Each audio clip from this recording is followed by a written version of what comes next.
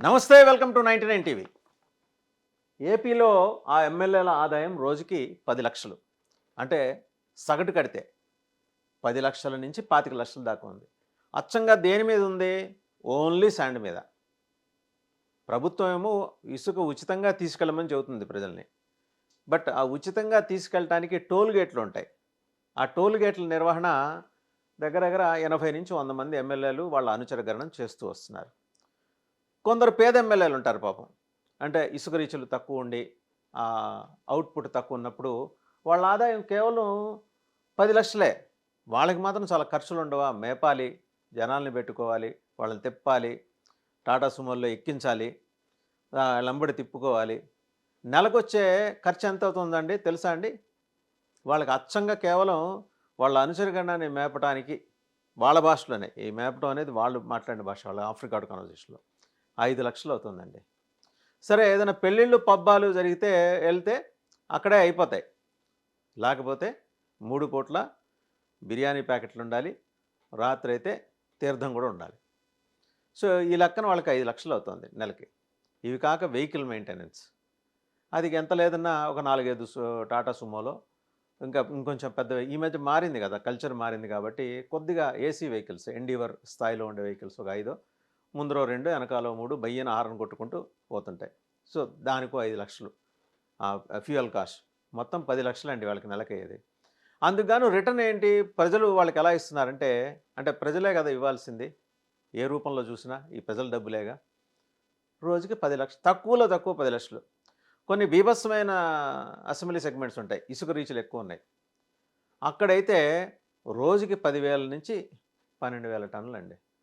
Imagine చేయండి, ఆ load ఎక్కితే టన్నుకి ₹50 చొప్పున. ఇది సర్కారు వారు చాలా ధర్మంగా వసూలు చేస్తున్నది. సర్కారు వారంటే ప్రభుత్వం కాదండి, ఎమ్మెల్యేలు వ్యక్తిగత స్థాయిలో. వారిని అక్కడ ప్రజలు ముద్దుగా సర్కారు వారిని పిలుచుకుంటుంటారు.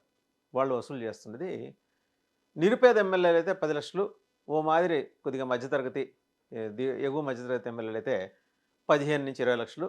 సంపన్న ఎమ్మెల్యేలు అయితే, అంటే ఆ నియోజకవర్గం సంపన్నదైతే, ఇసుక రీత్యా సంపన్నమైన నియోజకవర్గం అయితే 25 లక్షలు.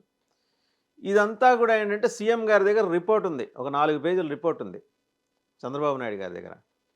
ఆ రిపోర్ట్ చూసి ఆయన రగిలిపోయారట.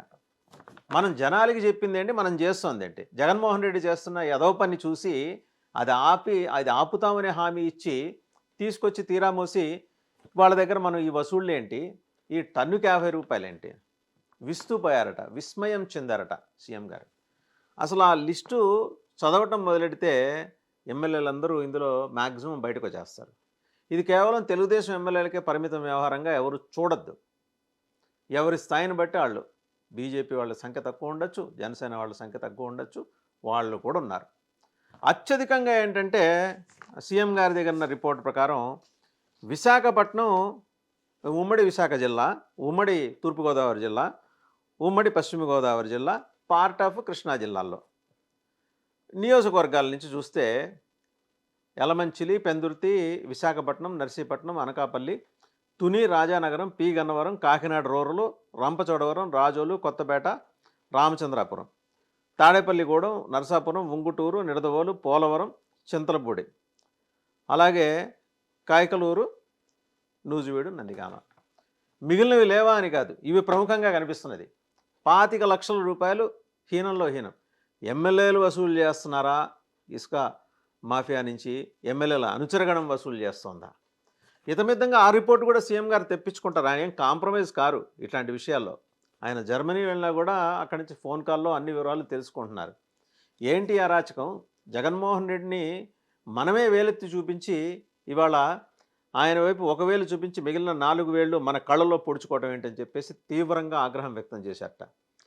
చీఫ్ సెక్రటరీ, డీజీపీలతో టెలికాన్ఫరెన్స్లో సీఎం మాట్లాడుతూ, ఎట్టి పరిస్థితుల్లో దీన్ని అనుమతించొద్దు, చెడ్డ పేరు వస్తోంది ప్రభుత్వానికి, ఈ ₹50 అంటే జనానికి ఫ్రీ ఇసుకని చెప్పేసి వాళ్ళు వసూలు చేస్తుంటే చేష్టలుడి కూర్చుంటున్నారా మీరందరూ అని చెప్పేసి కడిగేశారట సీఎం గారు. మరి ఎమ్మెల్యేల సంగతి ఏం చేస్తారు? ఇప్పటికే 71 మంది ఎమ్మెల్యేల తీరు మీద అసంతృప్తి ఉంది. దాంట్లో బ్రాడర్ పర్స్పెక్టివ్లో ఇసుక mafia, land mafia, real estate mafia, mining mafia, liquor mafia, ఇవన్నీ కలిపి 71 మంది ఎమ్మెల్యేలకి 30% మార్కులు కూడా రాలా. కూటమిలో అందరూ ఉన్నారు. జనసేన వాళ్ళు ఉన్నారు, బీజేపీ వాళ్ళు కూడా ఉన్నారు. ఇదేం తెలుగుదేశానికే పరిమితమైన సౌకర్యం కాదు. వాళ్ళకి కూడా విస్తరించిన సౌకర్యం. మరి డిప్యూటీ సీఎం గారు కూడా మన సీరియస్‌గా వార్నింగ్ ఇచ్చింది అదే. టెలికాన్ఫరెన్స్‌లో ఏమన్నారు పవన్ కళ్యాణ్ గారు? భూ కబ్జాలకు పాల్పడితే కూటమి నేతలనైనా సరే వదలను అన్నారు. అంటే ఆయనకి స్పష్టమైన సమాచారం ఉంది. ముఖ్యమంత్రి గారికి సమాచారం ఉంది. మరి నియోజకవర్గాలతో సహా ఆయన సీఎం గారు పెట్టుకున్నారంటే తన దగ్గర రిపోర్టు జర్మనీ నుంచి రాగానే వీళ్ళందరికీ రేవేటేస్తారు అనేది అర్థమవుతుంది. సరే, అసలు ఈ మాఫియా ఎలా ఆపరేట్ అవుతుంది? జగన్మోహన్ రెడ్డి గారి ప్రభుత్వంలో ఉన్న అనార్గనైజ్డ్ మాఫియానా? అంటే అసంఘటిత రంగంలో మాఫియా ఉండేది. ఎవరికి తోచినట్టు వాళ్ళు చేసేవాళ్ళు. ఇక్కడ ఏంటంటే సంఘటిత రంగంలో చాలా క్రమశిక్షణగా మాఫియా పనిచేస్తుంది.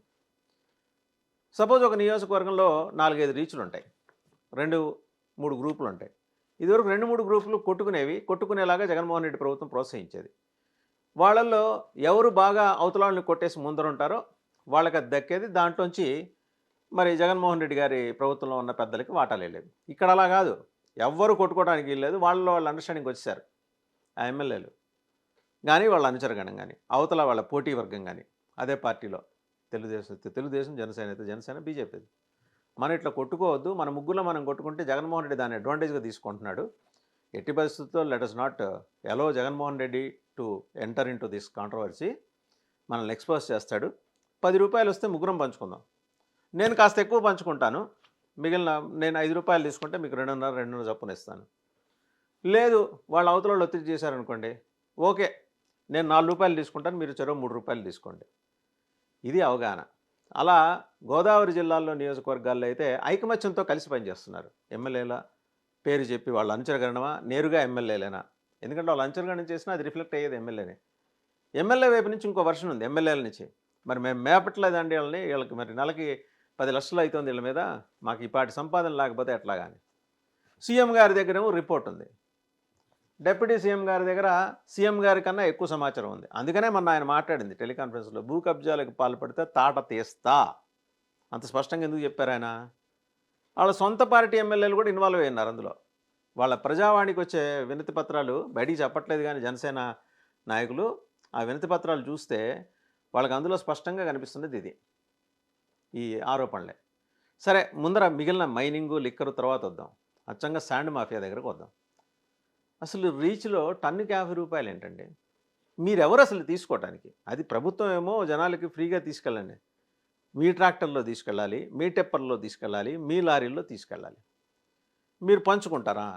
రోజుకి 10 నుంచి 20, 25, 27 lakhs వస్తుంటే, అంటే ఖరీదైన నియోజకవర్గాల్లో మీరు నలుగురు వేసుకొని వాటాలు వేసుకొని పంచుకుంటారా? ఎవరి డబ్బది?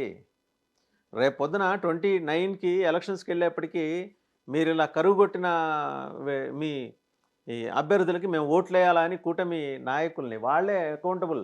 End of the day CM గారు, డిప్యూటీ సీఎం గారు వాళ్ళని ప్రజలు నిలదీస్తారు మీ నిర్వాకాలకి. మీరు అనొచ్చు, మేము ఒకళ్ళం 35 కోట్లు, 45 కోట్లు, 50 కోట్లు ఖర్చు పెట్టుకొని వచ్చాం, ఏం మా డబ్బులు మేము వెనక్కి తీసుకోవద్దా అని. శ్రీమంతుల మహేష్ బాబు చెప్పినట్టు. శ్రీమంతుల మహేష్ బాబు చెప్పిన దానికి మీరు రివర్స్ ఇంజనీరింగ్ చేస్తున్నారు. ఆయన ఏమన్నాడు? నేను సమాజం నుంచి తీసుకున్నాను కాబట్టి నేను సమాజానికి తిరిగి ఇచ్చేయాలన్నాడు. మీరేమంటున్నారు? మేము సమాజం కోసం ఖర్చు పెట్టాం ఎలక్షన్లో గెలవటానికి 40 కోట్లు 50 కోట్లు, మరి మేము సమాజం నుంచి తిరిగి తీసుకోవాలి కదా అని. శ్రీమంతుల్లో మహేష్ బాబు చెప్పింది మీకు అలా అర్థమైందనమాట. కానీ వీళ్ళిద్దరికీ క్లారిటీ ఉంది. వాళ్ళకి బాగా అర్థమైంది మీరేంటి, మీరేం చేస్తున్నారు, మీ సంగతి ఏంటి, మీ కథా కమామిషి ఏంటి. ఏదో 10 నెలలా కదా అని ఉపేక్షిస్తూ చూస్తూ కూర్చున్నట్టు కనిపిస్తున్నారు ఆ ధర్మరాజు కోపం వస్తే పాసం తీస్తాడు, తెలిసిందే కదా. ఆయన కోపం రాదు. కోపం తెచ్చేలాగా మీరు వ్యవహరించారనుకోండి, పక్కన ఈయన ఉన్నారు, ఉన్న పళాన్ని ఇరుచుకుపడతాడు. ఒక ఉప్పెన మాదిరి ఉంటుంది, తుఫాను మాదిరి ఉంటుంది మీకు. సో దాన్ని తట్టుకోలేరు, ఉక్కిరి బిక్కిరి అయిపోతారు. ఈ చేటు తెచ్చుకోమాకండి దయచేసి. ఇప్పుడు నేను చదివిన దాంట్లో కొంతమంది కొన్ని నియోజకవర్గాల పేర్లే చదివా, ఇంకా చాలా ఉన్నాయి, 100 దాకా ఉన్నాయి. అవన్నీ చదువుతూ కూర్చుంటే తెల్లారుద్ది. సో ఈ నియోజకవర్గాల మీద ఎక్కువ ఫోకస్ రేపు పొద్దున ముఖ్యమంత్రి గారు, ఉప ముఖ్యమంత్రి గారు పెట్టబోతున్నారు. శాండ్ మాఫియా ద్వారా డబ్బులు సంపాదించడం ఎలా అని రేపు పొద్దున మీరు ఎమ్మెల్యేలుగా రిటైర్ అయిన తర్వాత పుస్తకాలు రాసుకోండి. కానీ ఆ పేరు చెప్పి జనాల్ని పీడించడం మొదలెడితే వీళ్ళు చెక్కు తీయడానికి తొక్కి నార తీయడానికి వీళ్ళిద్దరూ వస్తున్నారు. బీ కేర్ఫుల్ అని జనం హెచ్చరిస్తున్నారు ఆ ఎమ్మెల్యేలని. అందరూ కాదండోయ్, ఆ ఎమ్మెల్యేలని.